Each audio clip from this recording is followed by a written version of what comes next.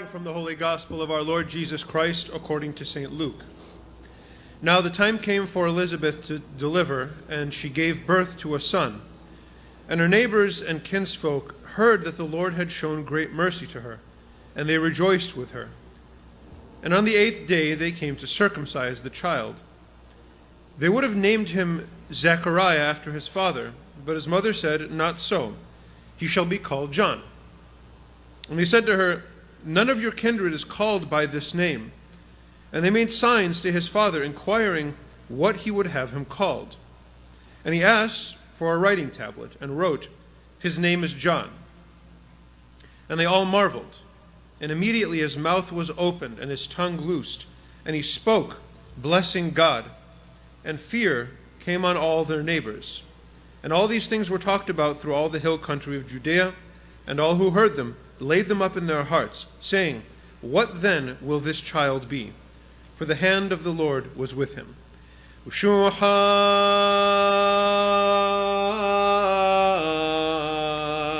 la la minaif Shuha lamshi hamaran.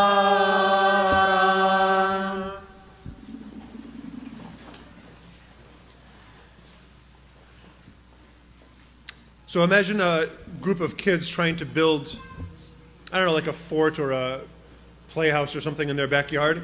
And they've got some materials, they've got some wood or something like that, and they're trying to piece this together.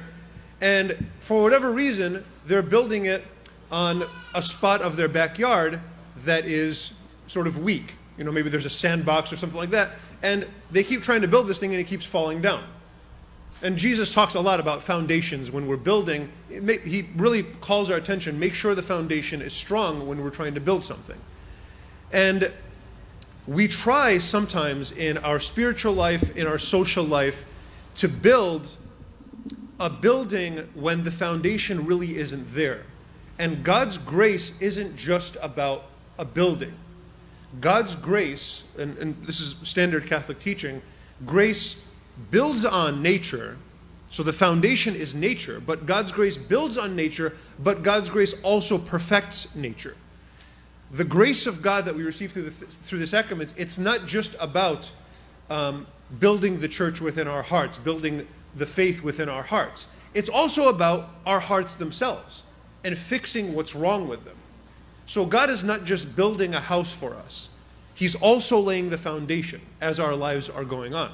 So I want to talk about the foundation, because the beginning of the gospel sort of abstractly speaking, the good news to us in our life, the beginning of God's activity in our life, is the stories that we've been hearing during the last few weeks of Advent, as Advent is beginning. This is the foundation. This and not something else is the foundation of the gospel. The stories of Zechariah and of Mary and of Elizabeth and of Joseph. This is the foundation of the gospel, not something else. And yet, it's only a foundation. So, let's start with that. What was already there? What had God prepared before Christ was born? Elizabeth finished her 9 months, finished her term. She delivered, she gave birth to a son. And her neighbors and kinsfolk heard that the Lord had shown mercy, and they rejoiced with her. And then they came to circumcise the child. 3 things I'm going to point out. What is the foundation of the gospel? 1, the family. She gave birth. 2, they rejoiced with her. Her neighbors rejoiced with her. So family is 1, culture is another, a wider culture. And 3, they went to circumcise the child, religion. So let's take a look at these. What kind of family? Well, a family that seeks after and welcomes children, that rejoices in life. So it's possible to have part of a foundation, but not the whole thing. And I'm not just talking about abortion and contraception. Certainly does mean those things. But it means more than that. Just because you're against those 2 things, especially when it comes to other people, just because you're against them, it doesn't mean you're in the right place, spiritually speaking. It doesn't mean you have a foundation. That's a first step, certainly. But how often do I hear, and it gets back to us, believe me, people who are very religious, sometimes they come to Mass every single day. And yet, if somebody else, if another family is having their fourth or their fifth child, ay miray,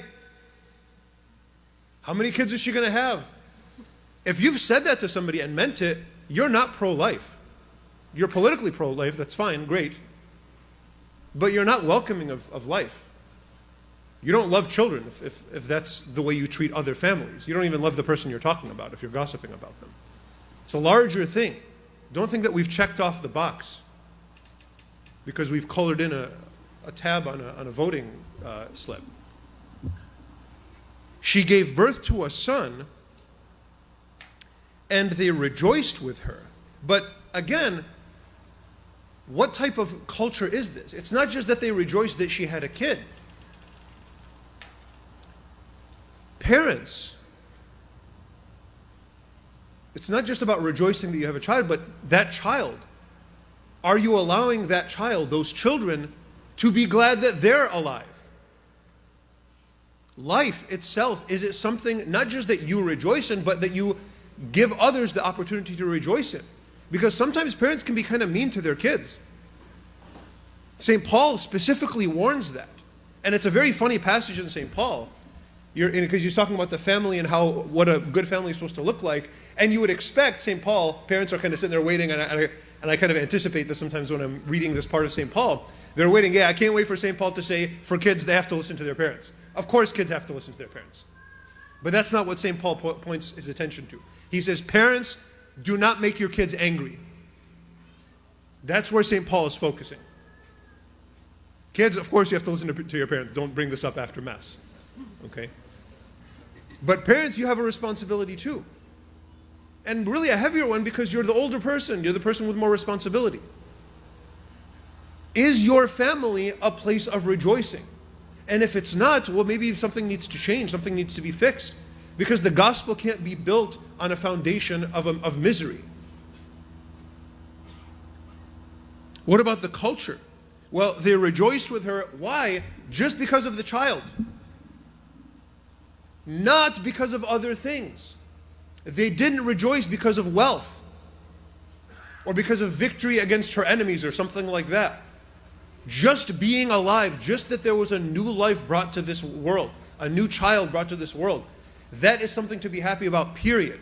And yet, in a lot of cultures, including ours, we rejoice a lot more about a lot of other things in our hearts.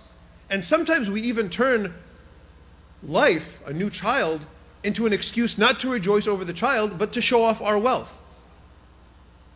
Right? What do they call those? Gender reveal? It's not gender reveal, it's wealth reveal. It's how much can I spend on something that's totally pointless. And that's what we rejoice in. No, the child itself is enough. I'm not saying not to enjoy yourselves, but within moderation, please. They rejoiced with her because of the child. And they went to circumcise the child. Religion, again, not any generic religion though. This specific one, and not just this specific religion, a particular way of thinking about this religion. Religion not as just a custom, just a habit, just something that we do. Religion not as a tool to be used for other things, to be used to show off, or to gain wealth, or as a political tool. That's not the religion that's the foundation of the gospel. Religion as a duty. Religion as something that deep in their hearts, this family understood, we owe something to God. It's not that we're going to go and do this, so that God gives something to us. No. They had nothing like that in their mind. Religion means, I owe God. And we very often lose that when we have all these expectations of what we want.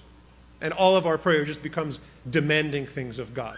No, they circumcised the child because that's in the law and that's what they're going to obey. That is the foundation of the gospel. That's where God reveals himself in a very open, explicit way. Without this foundation, what are we going to expect?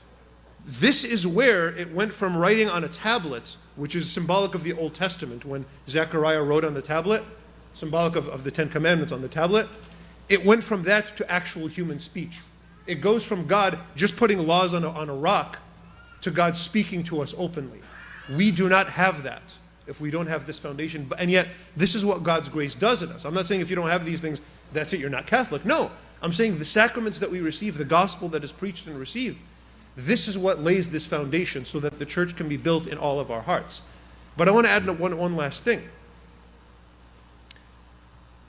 If the people that we're speaking to, with our lives, with our words, and preaching the gospel to, don't have this foundation, maybe the foundation is the conversation that needs to happen. If somebody doesn't even understand what family is, doesn't understand what culture is, doesn't understand what any kind of duty or religion is at all, maybe they're not ready to hear about later things, more developed, more sophisticated things. Speak to the people that you're speaking to, and you should be, where it's all of our duty to preach the gospel. But sometimes preaching the gospel means preaching the foundation. Maybe improving family life is the thing that they need to grow closer to God right now. Maybe like sort of encouraging the positive things in a culture and discouraging the negative ones. Maybe the way that we can preach the gospel is for one big, fancy, wealthy family for once to say, you know what, we're not going to have one of those really big parties. That would make a bigger impact in the Chaldean community than almost anything else. That's your opportunity to preach the gospel. And so on with all the other things. For you among your friends, instead of, maybe it might help, instead of complaining about the church, maybe seeing religion as a duty and seeing your relationship to God as one of dependence. Brothers and sisters, this is the season of Advent. We're preparing for the birth of Christ. The nativity scene is set up already. Let's look at the foundations so that when Christ is born into the liturgical season, we have a place for him in our hearts as well.